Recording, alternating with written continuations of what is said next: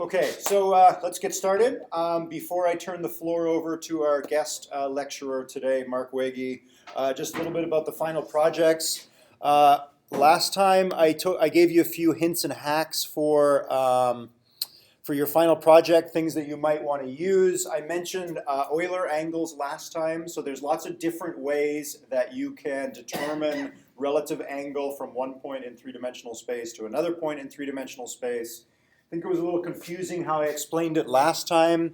A good thing to use, a simpler thing to use is the spherical coordinate system. So basically it's the same thing we talked about last time, converting from Cartesian to polar coordinates, but doing it in 3D. So the Wikipedia article here on the spherical coordinate system is a good place to start.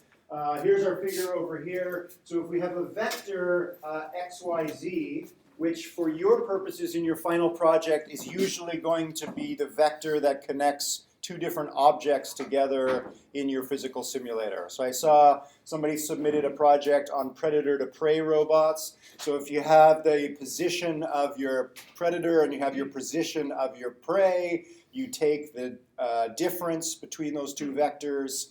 That'll give you a vector that connects the predator to prey. Some of you want the robot to point at a point in space. Take the position of the robot and the target position in space. Take the difference between those two triplets, and you get a vector that connects your robot to that target position. Once you have that vector x, y, and z, you can then use the equations here to compute the distance that connects your robot to whatever that other point is, one of the angles and the other angle, right? So basically this is the horizontal angle and the vertical angle. If you compute these three numbers at every time step of your simulation, then you can feed those three numbers in to the neural network, and it'll make it easier for your robot to figure out how to move so that either it's pointing at the object or moving towards the object or what have you. So polar coordinates is probably what you want to use, a little bit easier than Euler angles. Sound good? Okay. So where are we and where we're going? We just finished last time our discussion of the transferability project, which is the most recent attempt to try and cross the reality gap. So we finished our discussion about trying to cross the reality gap. We're working our way through this section on challenges in evolutionary robotics. We talked about modularity. If we scale things up, we don't want everything to connect to everything else because that reduces evolvability. We talked about modularity as a way to try and break all of that interconnectivity. We spent some time looking at different genotype to phenotype mappings and trying to find a good mapping that if we give that mapping to evolution, it again increases evolvability, makes things easier to evolve, and finally we finished our discussion about crossing the reality gap. In lecture 20 today and lecture 21 on Tuesday, we're going to talk about two recent approaches from our group that deal with the scalability issue of robotics, right? So all of you here are going to do fantastic final projects. You'll put them on the web and someone may or may not extend them next year, right? So one of the drawbacks, one of the difficulties in evolutionary robotics is getting enough people power to work on these projects. So can we scale up not just the amount of computational effort that we throw at evolutionary robotics, but could we also scale up the amount of social effort that we throw at robotics? So Mark is going to introduce you to one of his attempts to try and crowdsource robotics today. And another guest lecturer, Joey A., who took this class last year, she's going to walk you through her project, which somewhat tongue-in-cheek we refer to as Twitch Plays Robotics, and she will explain to you, if you don't know, what that means next time.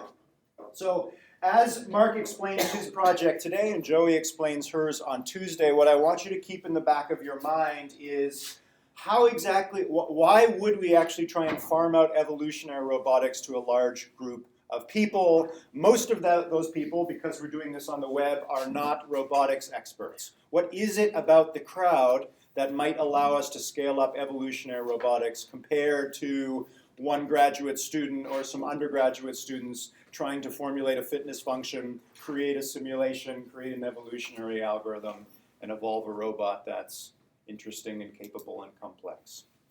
So, just to break down these two projects for you today, the main idea here is we're going to try and rely on the intuition of the crowd. And we're going to try and rely in the DotBot project on one intuition that the crowd may have about robotics. And in Joey's project, she is relying on a different intuition that the crowd may have about robotics. And hopefully at the end of these two lectures, you'll know what those two intuitions from the crowd is that we were trying to extract, and whether or not Mark and Joey was successful at doing so. Okay. Any questions about that? Again, before I turn the floor over to Mark, just a note about final project. So you're submitting your second weekly report next Monday night. What we're looking for in weekly report number 2 is you're going to take the 4 or 5 sentences you wrote to describe your final project on Monday and break that into a number of milestones, right? We're looking to see that you thought about that project carefully and that you have an idea about what are the small steps you're going to need to accomplish to get there. That's what we're looking for in weekly report 2. Any questions about that? Okay, then without further ado, Mark, tell us about the DotBot project.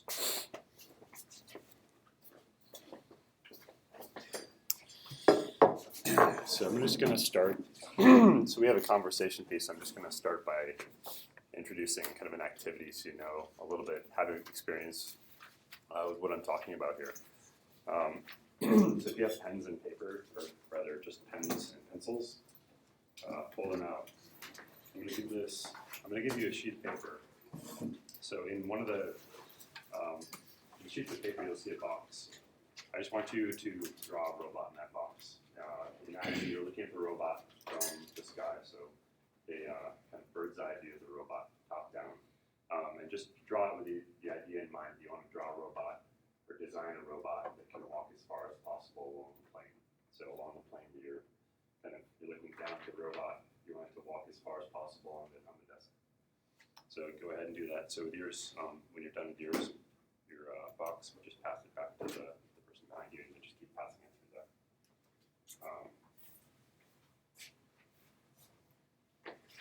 Yours on the other hand, you can just draw it there.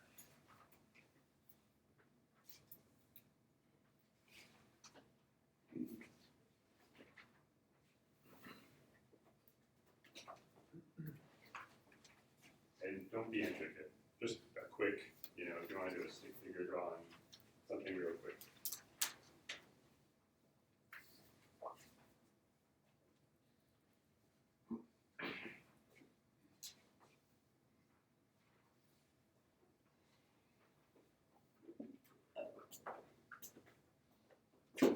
Pass through.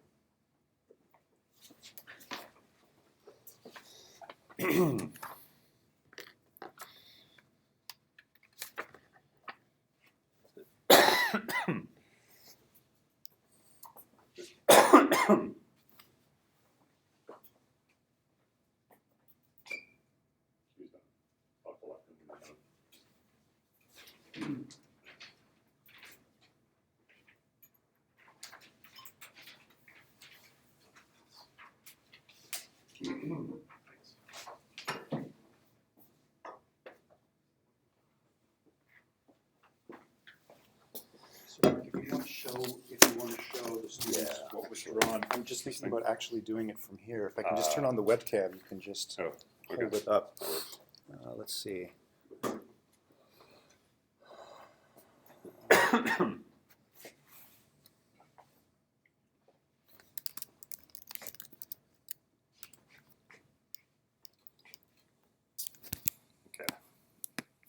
I'm going to put a time limit on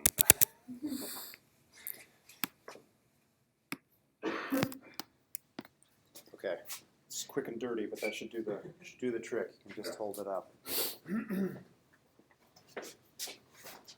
This doesn't move out of the way, I'm assuming? No, Okay. unfortunately, you're gonna have to. Okay.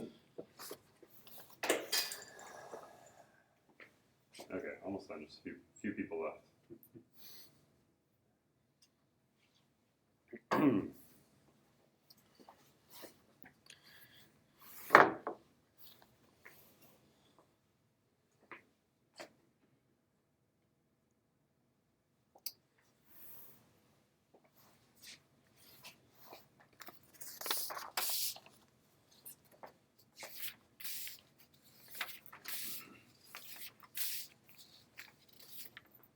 It's clear that at least one person's already familiar with this project. So just as a background, so the 10 programming assignments in this Oh, is it class, still there's zero? there's now a project That's zero, right. right, which is the DotBot project. So some of them. Oh, that's right. I kind of forgot some about DotBot that.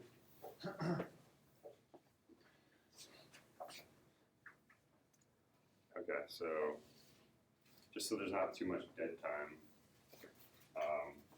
are you guys gonna be offended if I cut a couple of these short?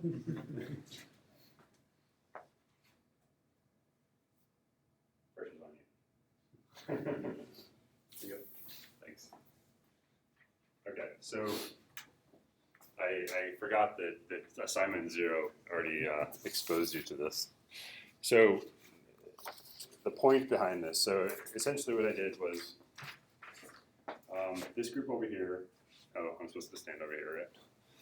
The camera. So this group over here was given a set of panels where they were allowed to design robots, and as is clearly the case, you've already seen an instance of how this is implemented in reality. Can you hold it up to the camera there so Yep. everyone can see? So, you guys. So here's some examples of designs that people did.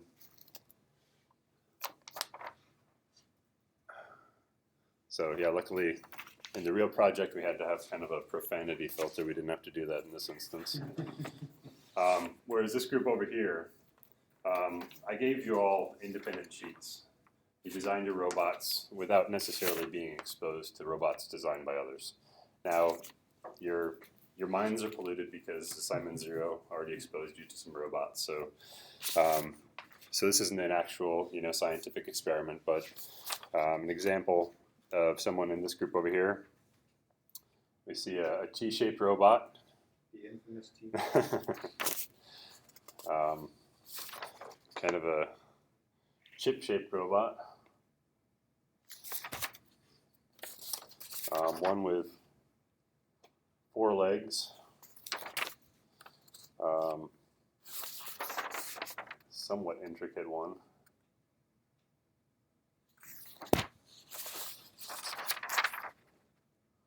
Kind of a face-shaped one. And look at that, another one with kind of 4 legs. So the point behind this was really just to kind of show you how we implemented the experiment so we can talk about it throughout this lecture. But in this case, we have a group that was able to see robots designed by other people.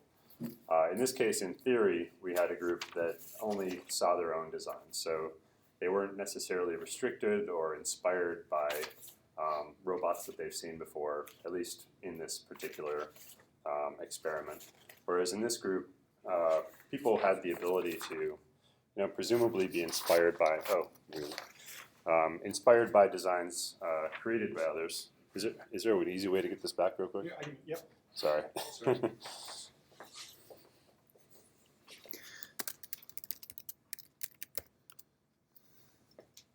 Okay.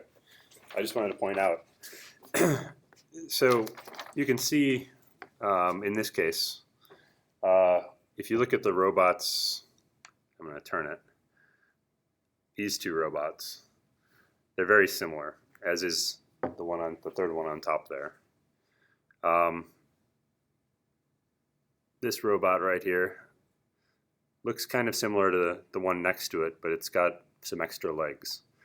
So the point being that it could be that when this group was exposed to robots designed by others, they took a design, they were inspired by it, and they altered it a little bit. In this case, people weren't really able to see whether or not the robot could move well. They weren't exposed to any performance measures for how well the robot moved. But in our experiment, that was a little bit different. People had the ability to say, here's a series of robots. Some of them did better than the others. I might be inspired to draw upon a good performing robot, a well-performing robot, versus a robot that didn't perform so well. Or I might be inspired to improve upon an existing robot design that didn't do so well, and lend my own creativity to it. So with that in mind,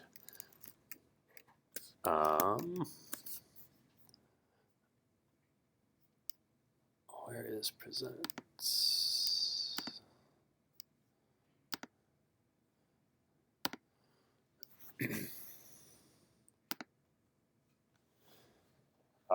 So that's just kind of a brief hands-on introduction to some of the basis behind what we did in this project that we call the DotBot project for obvious reasons. So we were trying to understand, is there a benefit to exposing people to robots that are designed by others versus people who are working alone? Does anyone have any good ideas as for why we might want to do that? I give kind of an example of how people might alter an existing design to make it better, or maybe contribute more computational effort towards a design that's not so good. But are there some other reasons that you might think that we might want to draw upon a crowd of people who may not, in your case, you're all robotics experts, so it's not a fair comparison. But in the case of our experiment, we were drawing upon experience, varying levels of experience. So people who had no experience, people who maybe had a lot of experience. So if you are coming at it, you have a sort of idea of how you want to go, or some kind of broad set of what you think a robot might look like. And the more varied, the better, Yep. because there is that chance that 1 in a million crazy designs will do very well. Right. Yep. So kind of having this divergence of opinion or divergence of perspective is beneficial in problem solving. So if you have a group of people who are all really good at something, so take for example a group of scientists trying to discover, or along the path of discovery, or a group of engineers trying to design a robot.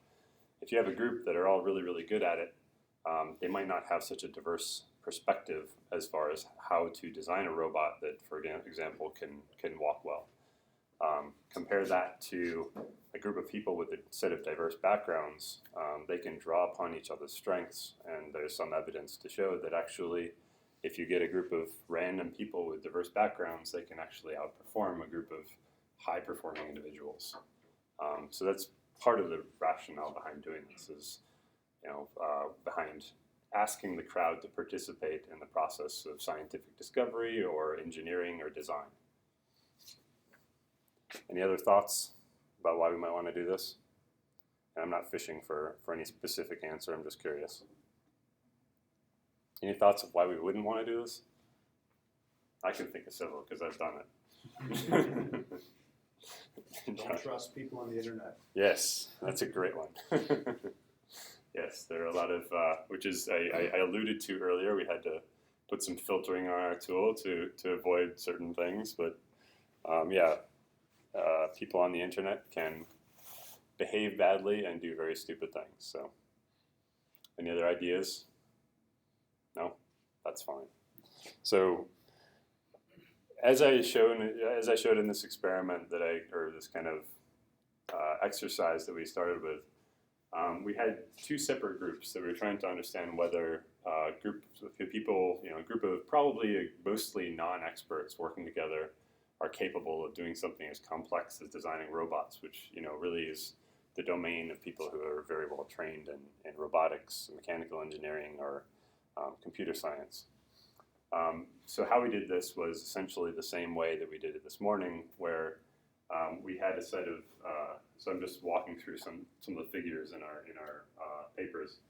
We had a set of people designing robots.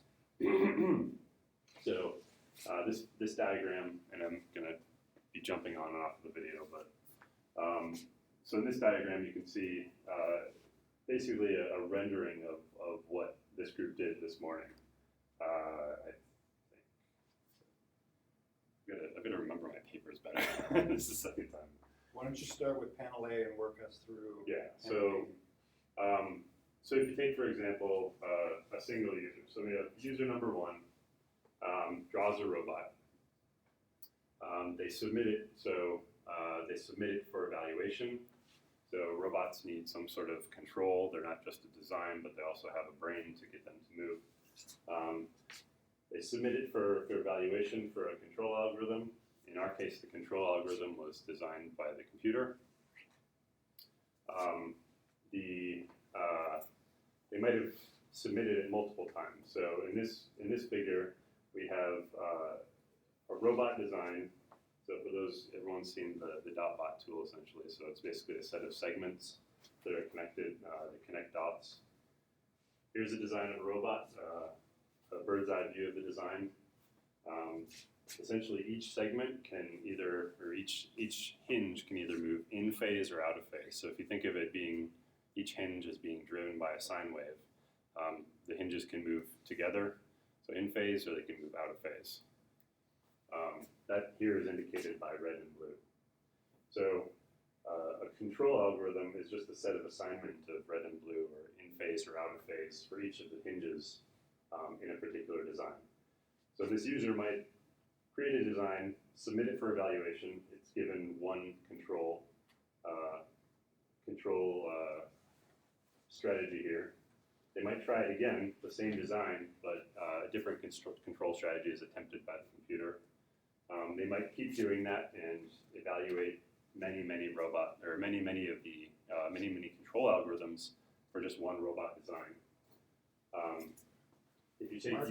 sorry. So if anyone has any questions, please stop Yeah, by yeah. and ask them. Can you explain for us what the one next to the computer is and the one next to the person means? The one next to the person refers just to so these are numberings of the users. Right. And the numbers next to the computer is just referred to the users evaluating that particular. So kind of user number one uses computer number one. So user number one, is that right? Yep. I've forgotten. User number one evaluates the same robot on their computer. So essentially their computer assigning a control to that robot and then repeating that. So I just wanted for you to point this out because this is really important, right? It's when someone designs a robot and they optimize the controller, they're doing it on their computer, right? So the DotBot is embedded in a web page, but we farmed out the computational effort away from our server onto the client. Right. Yep. So, and maybe I should just show, for those of you who,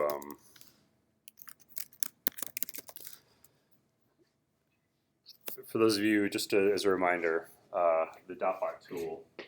So essentially, when somebody comes to the page, they design a robot, as I think you all did. As soon as I click go, that robot needs to be assigned a control algorithm. So that's what I just described, where the hinges are assigned either on or off phase when it's invoked in the physics simulation engine. So when the control is assigned to the robot, essentially you're contributing to one step in a hill climber algorithm. So we have a central server that's maintaining a hill climber for each of the unique robot designs. If you draw a robot for the first time, it's just a random assignment of on and off phase for the hinges.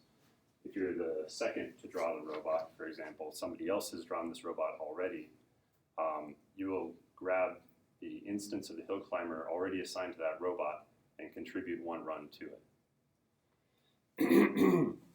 So you mean other people have done runs on it? It could be The server knows it? Yep. So the central server keeps track of each robot geometry. You can actually see it in the figure, Mark, if you Yeah.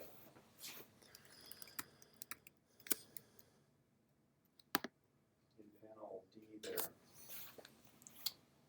Right. Yep. So So basically somebody else's computer is contributing a run to this robot that user one originally designed.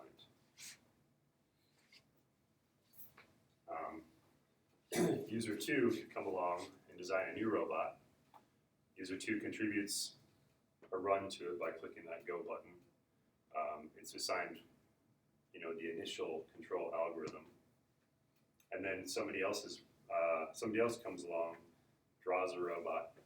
The database keeps track of that robot and its hill climber, and then somebody else contributes a run to that robot, and that process continues. So at this point, up until panel H, you now have two different robot body plans, two different robots, Yep. and you have two different hill climbers. One which is trying to optimize controllers for robot A, and you can see that first hill climber at work in panels B, C, and D. And then you have a second hill climber, which was created because somebody created a new robot in panel E, and that second hill climber is running in F, G, and H.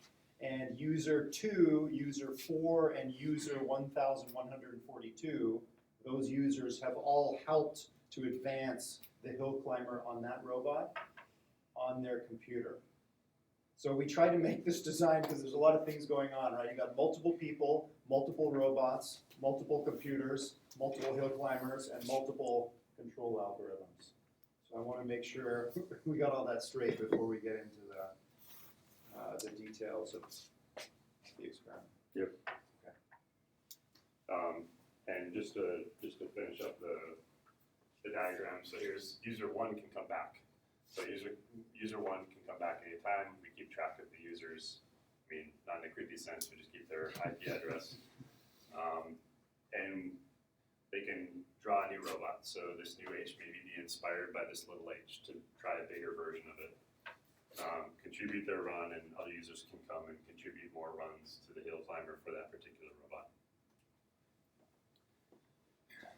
And so just to make sure you have an intuition for how the control algorithms work here, as Mark mentioned, everything that's in red oscillates together, and everything that's in blue oscillates together, and red joints and blue joints oscillate in antiphase to one another. So in panels H and L, what gate has the hill climber discovered for these robots? How is this robot moving?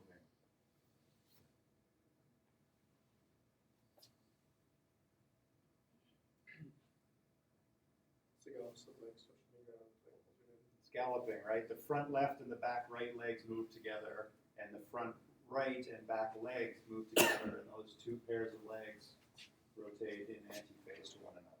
It's not quite galloping because the robots are kind of in the plane, but close enough. Okay. Great. So this, what you just saw is kind of in contrast. So what we just explained was this group over here. Basically, people were allowed to see robots designed by others. They weren't necessarily isolated. Oh, sorry, I get the groups confused. This group over here was allowed to see robots designed by others and contribute designs based on what they've seen, contribute more iterations to the hill climber for particular robots. Whereas this group over here was isolated from one another. So each individual had their own piece of paper and their own little design panel to create a robot, but they weren't exposed to robots designed by others. So that's kind of what's being indicated here by these very light separations. So essentially, as you can tell here, we have user one, not the user one of the last slide, of course, and computer one, all isolated from user two, computer two, all the way to user n, computer n. So in this case, we have user one designs a robot, contributes some runs to its hill climber to find the optimal control, designs the same robot, no, a different robot, sorry, it's got a little segment. Maybe they're inspired by their last controls, maybe they saw, or the last design, maybe they saw it didn't do so well, needs an additional segment. They try that design, give it one run, etc.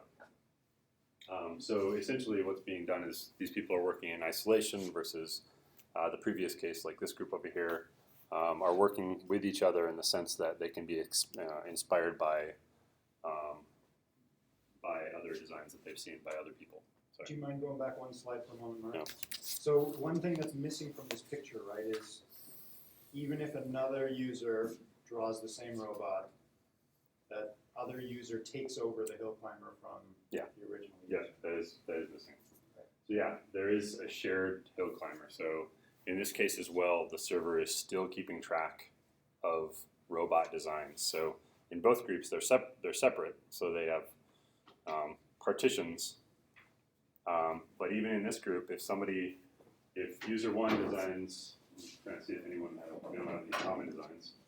But if user one draws this robot, and let's say user two draws the same robot down here, then user two is going to inherit the hill climber left off from user one. Does that make sense? So we try to keep everything the same between these two experiments, the only difference being that one group could see the other's designs and the other group could not. Yep. So then I'll refer to, so just for the sake of clarity, I'll refer to the previous slide group as a social group. So these are people who can essentially interact socially, whether they want to or, I mean, maybe they are, maybe they're not. We don't know where their eyes are looking. We don't know exactly whether or not they're being influenced. But they have the ability to be influenced by designs that are being created by others in their group. So I'll refer to that as a social group because they're kind of participating in social design of robots. Whereas this group I'll just refer to as the independent group because they're independently designing robots. And then I'll just refer to this third group as an automatic team. So these are just computers designing robots. No people involved directly. Essentially, we're relying on a computer.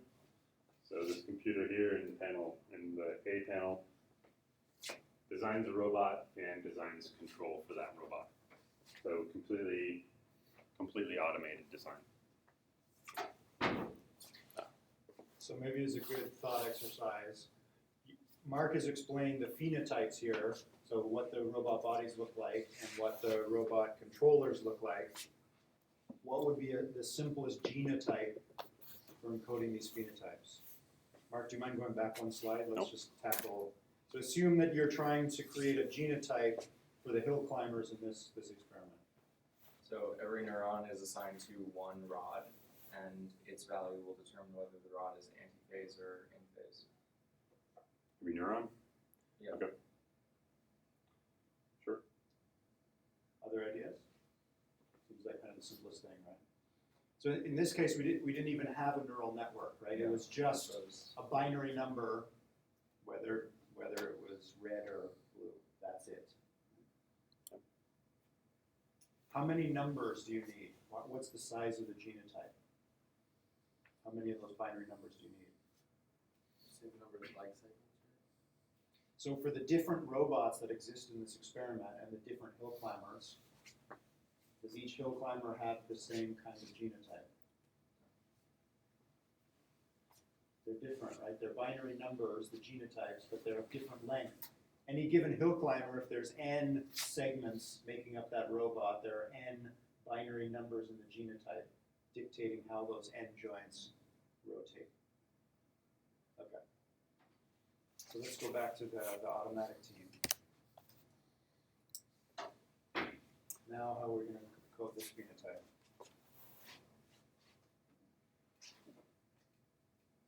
We need to allow the machines to evolve both the bodies and brains. I don't know if you were going to talk about this at all, Mark, the evolutionary algorithm behind this. I was going to just throw it out, but I didn't know how much people had covered that. So we've talked about a number of genotype to phenotype maps used for evolving bodies and brains.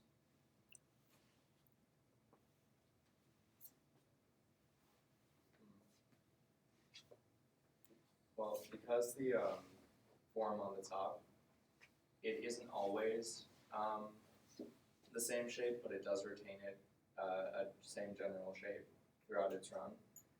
leading me to believe that the neural network isn't getting changed too much. Rather, the phenotype is being expressed, is expressing the genotype differently.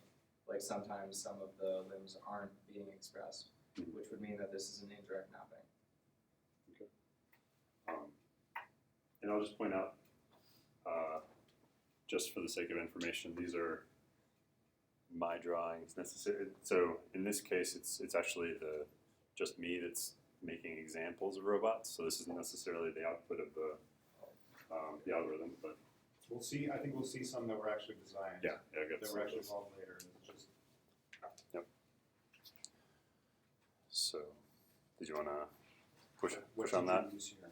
Okay.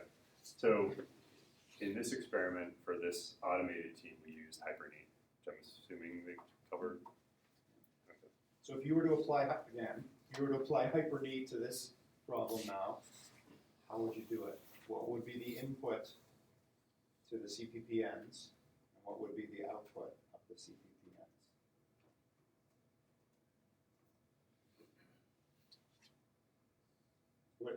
What does Hyperneat do at sort of the highest level description of Hyperneat?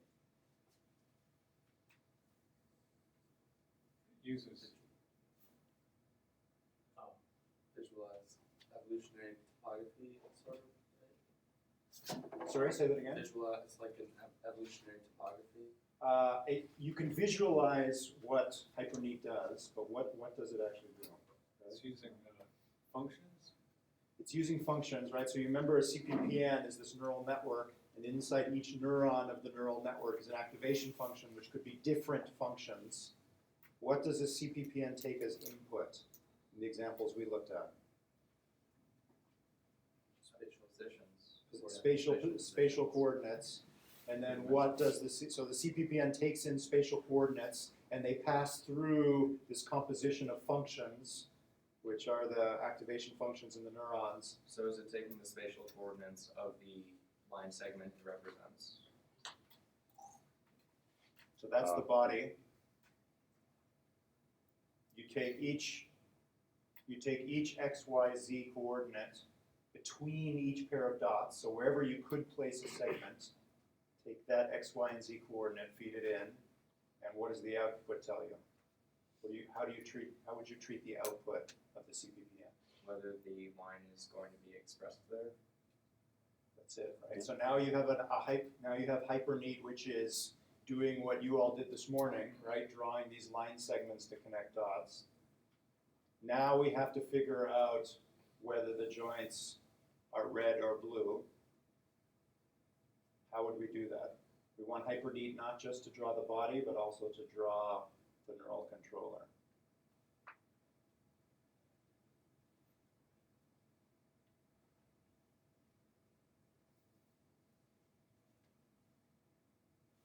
It's a little tricky, right? Because if we just add a second output neuron and feed in those coordinates, well, actually we could do that, I guess.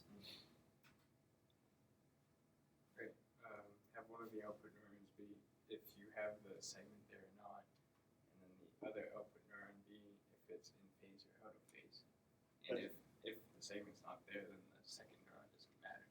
That's it, right? It's pretty close to what we did. We had to move the joints. You had to feed in the coordinates a little bit differently for the joints, I think, right? Yeah, well, actually, Pretty close. yeah, and we did a couple representations. One of them though involved what you described, where feed in the locations of the coordinates for where the segment started and ended, and then the control we fed in just a coordinate like in the middle basically. So that was one of the representations. So Hyperneat is, as always, is painting a regular pattern across space. In Mark's case, this is across two-dimensional space, and it's painting the segments first, and then it's painting the joints either red or blue. So if I remember right, so you're all again here. This is just another or just kind of a screenshot of the interface. You guys have already seen it. I'm not sure if you've seen this top segment A. That's something that kind of goes in and out of operation depending on whether the server's running or not. but you've all been exposed to, so this is the interface, draw lines between dots. You can see it simulated in this panel within your browser. But then this panel A up here would initially look differently for one group versus the other. So in this group, who were able to see designs by others, generally, if you came to the experiment after it had been running a little bit, you would have already seen this populated along with distances. So how far the robot was able to go, and then sorted. So this is the worst, all the way to this one being the best, to give users an idea of kind of, what types of qualities are beneficial to the robot. However, if you're in this group, so the group who worked independently, initially this would be completely blank. You wouldn't see any robots up there until you started designing robots, and then you'd start seeing your own robots appear up in that panel. So you could be self-inspired. So what we did was compared these three groups to see how well they did. Over a number of evaluations, we just looked at kind of the general ability of or how far robots were able to travel. The red line is the automated team, so this is the HyperNeat drawn robots. The green line is the independent team, and then the blue line is the social team. So this team over here that was able to see robots designed by others. So you can see that initially they do pretty similar, do pretty much the same, but then the independent team does substantially better than the automated team, and the social team does even better than the independent team. So in one case, we're looking at, so these independent and social team, we're looking at comparing those to the automated team. So how well are humans doing in general at designing robots? So when you send out this task of designing robots to a bunch of non-experts, how well do they do compared to a state-of-the-art algorithm, which is HyperNeat? And we found that actually the crowd was able to design robots that perform pretty well. But then on top of that, it looked like there was an advantage to exposing people to designs created by others, maybe for some of these reasons that you guys came up with earlier in the class. Why is the independent team that short? So that was basically, in reality, it needed to be, there was something about, I can't remember if the tool needed to be used for a class experiment or something like that. But essentially, we say that, we had seen that the independent team did better than the automated team, and we wanted to kind of continue the experiment to see how much the social team improved over the automated when we had already seen that the independent had done so to our satisfaction. So, yeah, right, just to fill this in a little bit. So what Mark and I were trying to do is to conduct a double-blind experiment. So double-blind in the sense that when someone came to our site, we had no way of knowing whether that person was placed into the social group or the independent group. So it was blind. We were blind as to who belonged to which group. And we assumed that when a user came to the website, we flipped a coin and they were either shown others' designs or they weren't, and that was recorded, and if they came back again, they were placed into the same group they were in before. So when they came to the site, we did not tell them that what we were actually trying to investigate was social influence here. They were instructed to try and build a robot to travel as far as possible. So double-blind experiments are good because it's a way to try and keep everyone's bias out of the experiment. The tricky part is obviously you can only do that for so long, and I had to give a talk to, I think, the funding agency about this, and they put up something on the website, or I had to use it in class, or something like that. So the news was out there if someone happened to look for it, that at this URL we were testing whether you did better in a group or not. So we had to stop at that point, because someone in the independent group might know that, and they might log in from a different computer and be able to see other designs. Now, whether someone would actually go to the effort of doing that, but as good scientists, once the truth is out there, you have to stop your double-blind experiment. So that's why it stops there at 2,600, whatever it is.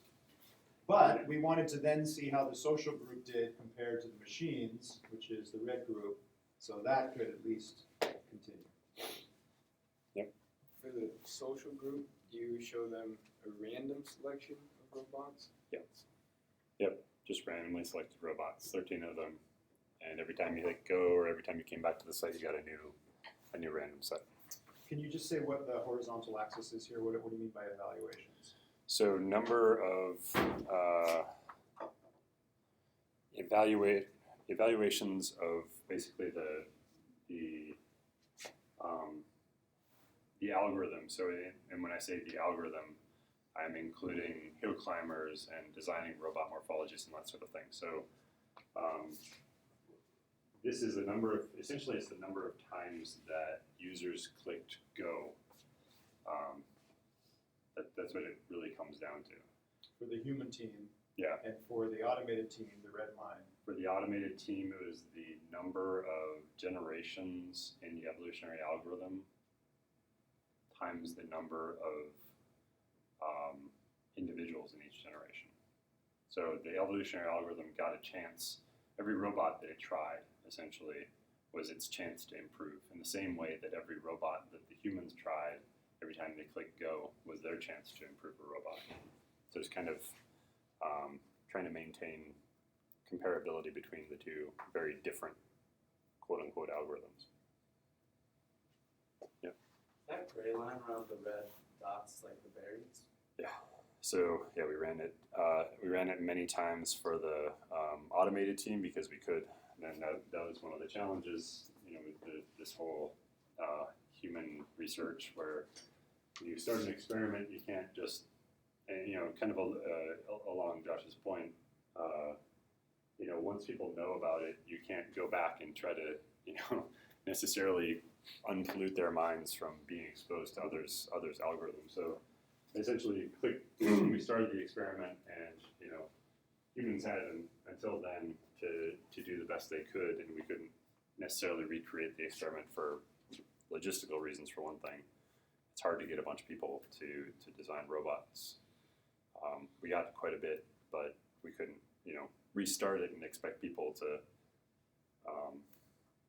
do the same, or not to do the same thing, but to participate as much. So essentially what it comes down to is in these human comparisons, so the green and the blue, they had one iteration, whereas in the automated team, we had we could run everything on the computing cluster many, many times.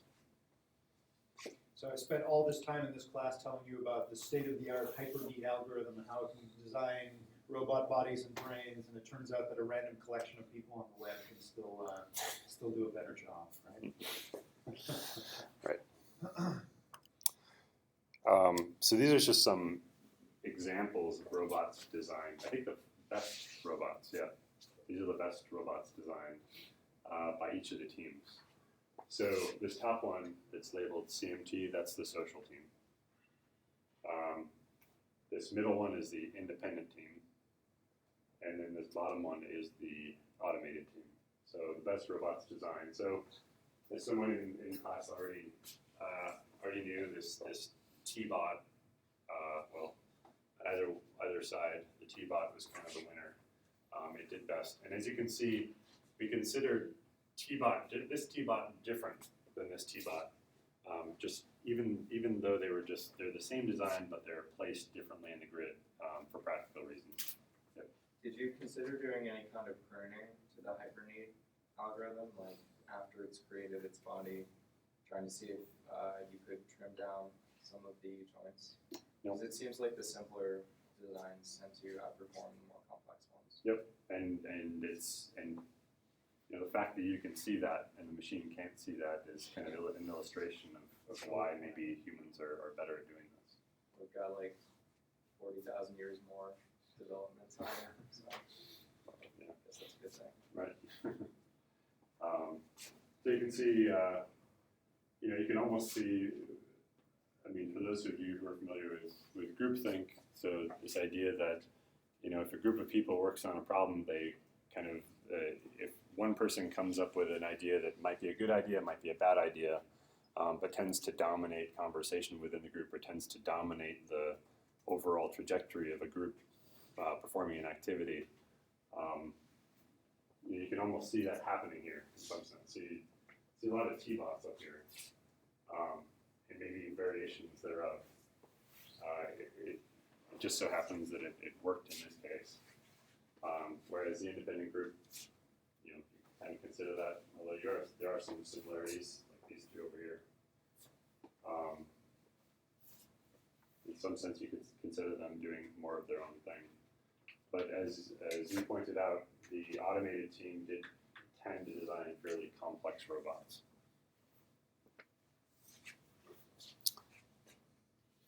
Any questions at this point? I was wondering about, you had independent groups and then you had social ones. And I think I was in an independent one. But, it seems like I would pick a design and that wouldn't work very well. So I would try a different one once or twice. So I'd settle on one and then start it running. And wait for it, and it would seem to get better over time because I kept starting it and running it again. So if you were saying that you were like accumulating all the runs from previous people. So how was that influencing, I wonder, what I was doing, where it seemed at first that it wasn't doing well, even if it was a good design, and then after, 20 runs, it would do well. Yep.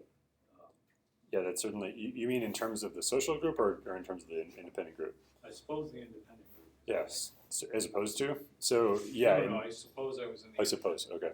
Yeah.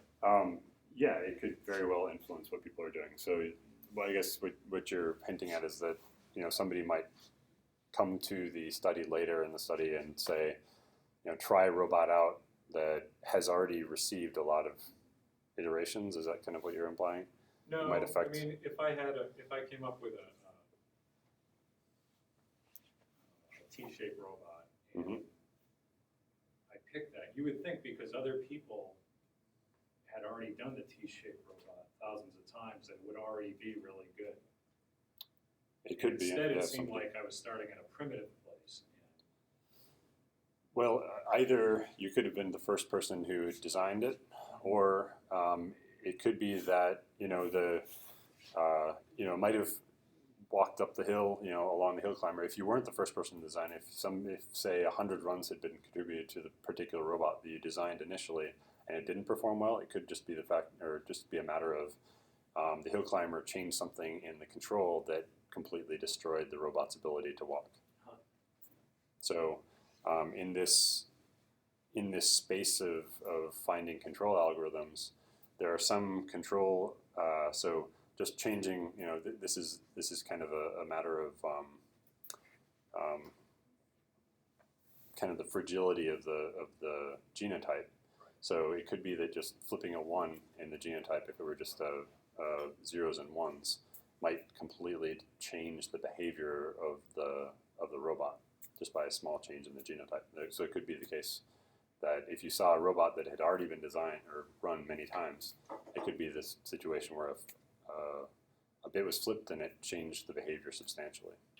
Right, so my assumption is too optimistic. It depends on the robot, right? This is the whole point. There Right. might be some designs that are more fragile than others. Yep. If I go on the site right now, is it still pulling the hill climber from the server? Or it Very just- unlikely. Yeah, like I say, So if we do it now, then it's as if we're starting from scratch. yeah, totally. I'm pretty sure it's just totally random at this point, so that I don't have to keep the server running. Any other If anybody questions? wants to donate money for monthly upkeep of an external server That's right. outside UVM's firewall, we would love to take your donations and continue the DotBot project. Right. Any other questions? Yeah, we'll move on. So we took these results. So as you can see, the T-bot, this quote-unquote T-bot, did really well. So we we wanted to see whether that so this is all within a simulation. We wanted to see whether that design that the crowd contributed translated to some degree into reality. So that it's not just an artifact of the simulation, but actually something's happening in reality. So this is just an illustration of the T-Bot as it was constructed. In reality, probably poorly, but with Legos. So we ran the T-Bot with different control algorithms in a Lego controller. And we compared it to a non-T-Bot. So we'll go to the next slide. We looked at, so we noticed, for one thing, the T-Bot's very symmetric, as you can tell. So along this line of this axis of symmetry right down the middle, it's completely symmetric, or with respect to reflective symmetry along this vertical axis. We also noticed that in the control algorithms that were being chosen for the T-Bot, there was a lot of symmetry. So symmetry in control and symmetry in morphology seemed to be beneficial in the robots that people discovered. So we compared symmetry in control to asymmetric control to see if the symmetry in control benefited the T-Bot, and we compared symmetry and control in morphology to asymmetry in control in morphology, which ended up being, so our asymmetric morphology was this kind of broken tail T-Bot.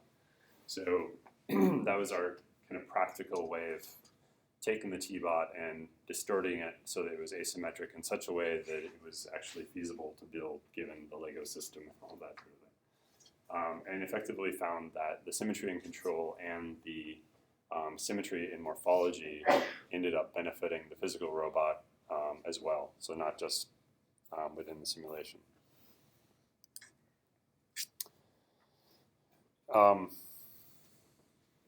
So here's just what I believe, if I'm not mistaken, is just a random sampling of user-designed robot bodies.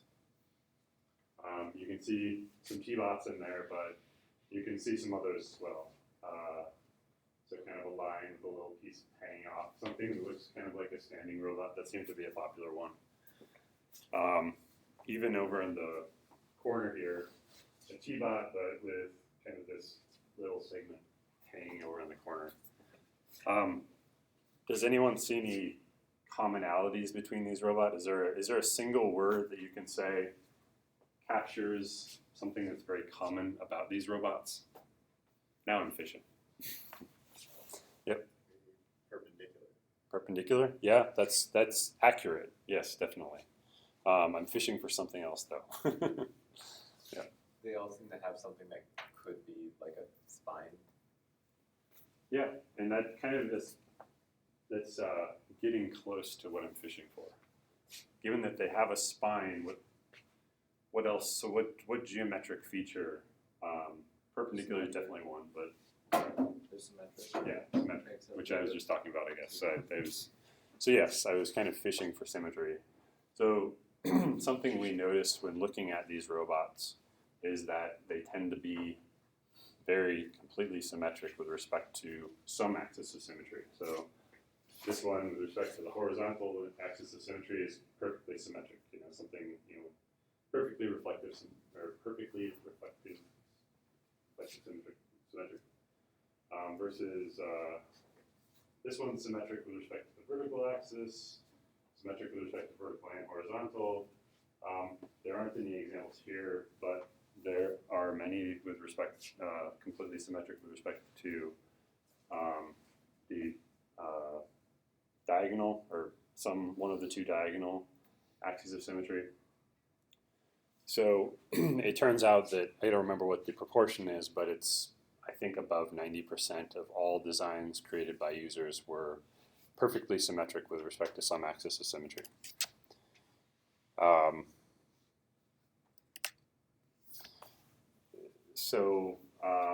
Additionally, number of components. So people, when they design robots that were one piece.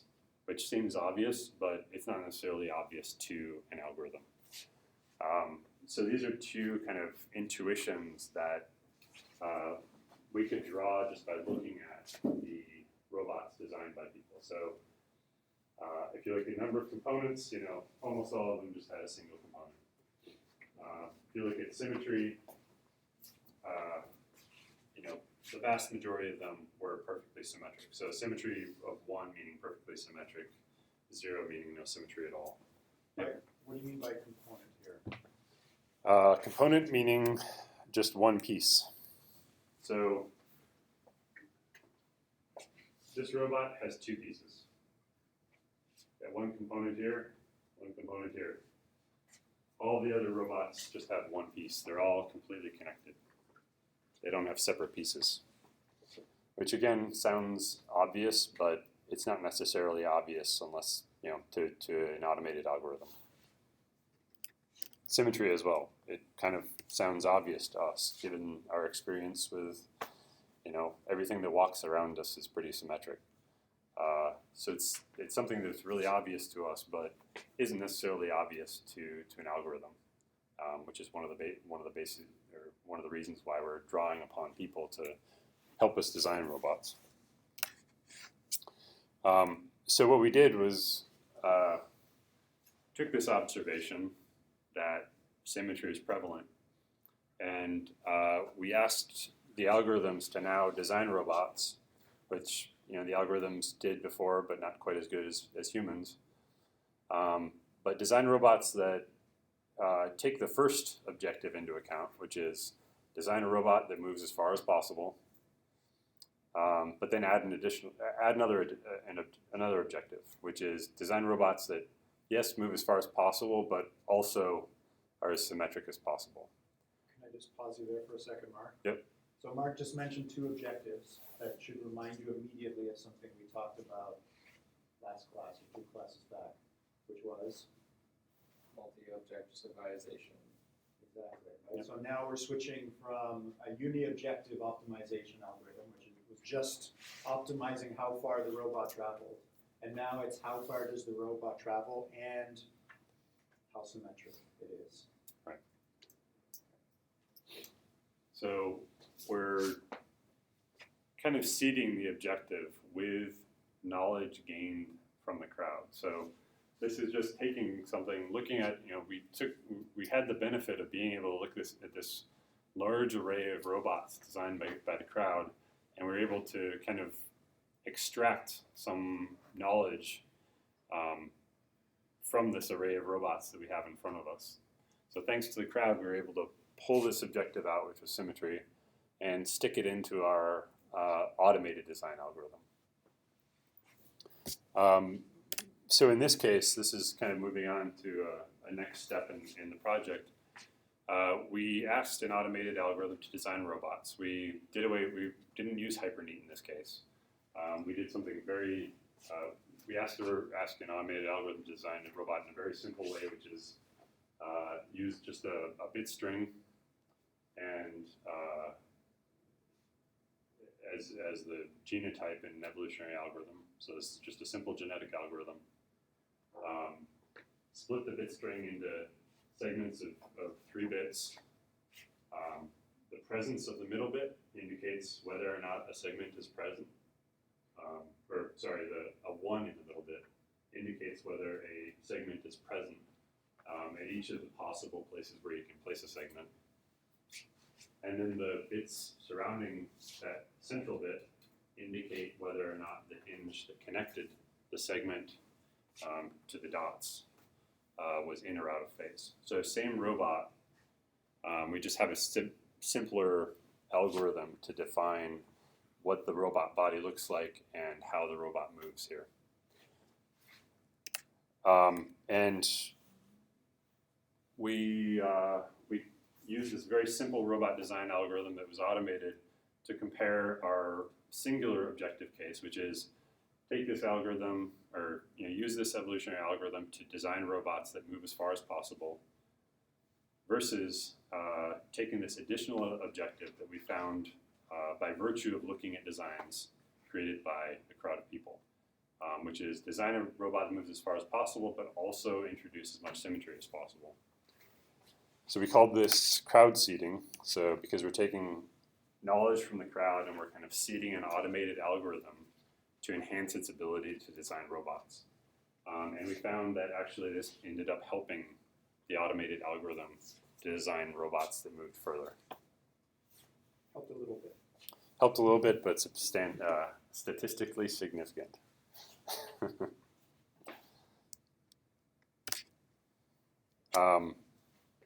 And we You have a question? Yeah. Yep. Did you consider, or going to the next picture is fine. Good. Did you consider adding another objective which would be reduce the number of closed boxes or cycles? Because that seemed to be one of the big differences between the humans and the computer also. Okay, yeah, we didn't do that. That's a good idea.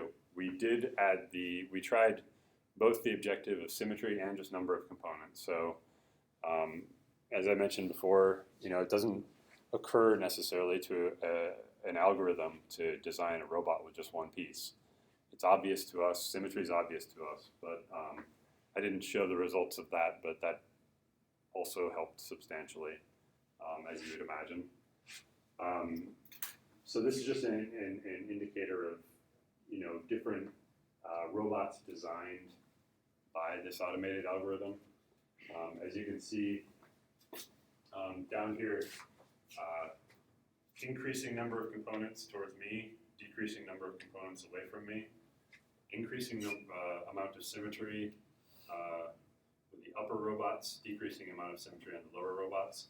So as you can see, the algorithm was capable of designing robots that had a lot of components and not very much symmetry, or more components but symmetric robots. So this has 3 components, but it's pretty symmetric outside of this segment here and the lack of this segment here. But also components that only had one, or robots that only had one component and not very much symmetry, this kind of maze-looking thing, and a robot that had just one component and a substantial amount of symmetry, mostly along the diagonal. But one thing that stands out is these robots that were designed by the algorithm are very different from what you saw earlier when you looked at the crowd-designed algorithm. So in some sense, the automated algorithm is contributing its own flavor to the robots, but taking into account the preference of the crowd.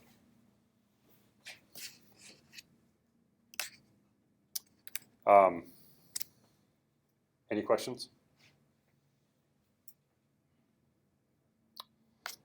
We took that a little bit further. So as I mentioned before, we looked at general tendencies in these robots. So we saw that symmetry was prevalent. We saw that one component was prevalent. But and we took those crowd contributed features and introduced them into an automated algorithm. But we wanted to take ourselves out of the equation a little bit. So we're kind of still in the equation in this example, because we're saying, okay, we noticed that there was a lot of symmetry, or we noticed this or that feature. So we asked ourselves, so how can we take ourselves out of the equation and kind of make it more of an automated process to find which features the crowd contributed. So the way that we did that, have they covered genetic programming at all? Very, very briefly. Okay, so the way that we did that was, for 1 week, we calculated a lot of geometric measures on the robot. One of them being symmetry, one of them being number of limbs, just how many segments are kind of freestanding but still attached to the robot body. But these robots are just dots and lines connecting them. So that lends itself very easily into a network or graph representation. So that kind of satisfies the mathematical definition of a graph. It's just a bunch of edges and nodes, or vertices. So that allowed us to very easily compute lots of graph metrics on the robots. So we computed all of these geometric features on the robots contributed by the crowd. And then we used an evolutionary algorithm that found relationships. So basically, it creates relationships between these features. So between these geometric features in the robots created by the crowd, it says, well, maybe the sum of the cosine of the square root of the number of limbs plus symmetry to the third power is an important feature. So this complex mathematical expression is actually an important feature of the important feature of the robot that can be used to seed an automatic algorithm to design robots. So in the same way that we took just simple measures like symmetry, number of components, and seeded an automated algorithm to design robots, we now used kind of a more automated method to find complex relationships between geometric features to then design this kind of seeded component, this additional objective to design robots. That's very complicated. Questions? Yep. Did you notice some of the fitting of the model? I'm sorry? Was fitting of the model, if you notice, like it's too complicated for Yeah, it could very well be that there was overfitting. We were mainly looking at models for the sake of extracting interesting information. We weren't really looking at, yeah, you're right. I mean, it could be that if we had, I guess it didn't really matter to us because we were just looking for features and relationships between those features within the database of robots that we had. Take those relationships and then inject them into an automated robot design algorithm. So yeah, our overfitting didn't really matter to us. I think it might actually have mattered. Yeah. Because, and just to connect this back to things we've already seen. So if you remember way back towards the beginning of class when I walked you through all these different evolutionary algorithms, we talked about genetic programming. And genetic programming, the genotype is a tree rather than a string of numbers, which is most of what we've looked at in this course. Right? And I showed you an example where someone used genetic programming to evolve groups of polygons that when they were placed on top of one another matched as closely as possible the Mona Lisa painting, right? So you can think of genetic programming as a nice evolutionary algorithm where it can add and remove and modify and combine things together in different ways. So in a very similar way that GP algorithm combined polygons to match Mona Lisa, here Mark is using genetic programming to combine features that describe the robots. And what GP is trying to do is find a combination of these features that predicts whether the robot traveled far or not. Right? So not matching Mona Lisa, but a good model here is saying, I think symmetry is pretty important. Symmetry times the number of segments, or maybe divided by the number of segments. As Flayton pointed out, right, some of the human design ones were very simple and had few segments. So we're basically asking the GP algorithm saying, look, here's a bunch of robots that did well, that were designed by the crowd, and here's a bunch of robots that did poorly, designed by the crowd. Can you create a model that uses this language to predict for any given robot how well or how poorly it will do before you've actually tried it out, right? That's what we're trying to do. So back to your point about overfitting, we trained this on how many robots? 1,000, 2,000? Around 2,000. Around there, right? Now it matters. It might have overfit that training set of 1,000 or 2,000 robots. And if it is overfit, the model's no good. And if we're going to use that model to now try and guide the machines when they design robots, it may or may not work. But it probably worked because it did better. right, exactly. Yeah, and so these are just some examples of the relationships that this genetic programming method found that related these geometric features to distance that the robot was able to travel. They're very complex, and that kind of indicates, the fact that, so we compared this, so we're seeding an objective with these very complex expressions compared to seeding it with a very simple symmetry objective. And this did better. So it kind of implies that there's something in here, even though it's very complex for us, we can't necessarily interpret it very well. Even though we do see symmetry, the S is symmetry, so we see that popping up once in a while. So there are some things we might be able to interpret. However, there's something kind of latent or something inherent within these robots that we did not immediately discover that GP kind of coerced out of the robots created by the crowd. About a minute Yeah, left. I saw that. Yeah, so did better. And then these are just a sampling of robots designed by this automated method. Again, they don't look much like the crowd designed robots. So in some sense, the automated methods are introducing something of their own along with taking into account the crowd preferences to design robots. So can you go back again to the list of complex equations? Yep. So that's it. That's the crowd's intuition about robot morphology. And if any of you can parse these, we'd love to hear from you. Right? But whatever this thing is, as Mark showed you on the next slide, it works. Or Oh, that this was one, yeah. right? So using one of those models that you just saw as the second objective, so maximize the distance that the robot travels and maximize one of those crazy equations. If you do that, you get the blue bar. You get machines design robots that travel further. So that's proof, Mark has proof that we can, first of all, distill down the intuitions from the crowd about robots, take that distilled intuition, plug it in as a new objective to a multi-objective optimization process, and you get this, right? You get the robots that you see on the last slide, which maybe we'll finish with, right? So these robots are in a relatively complicated process, the end result of people and evolutionary algorithms working together. Okay, let's thank our guest speaker for today.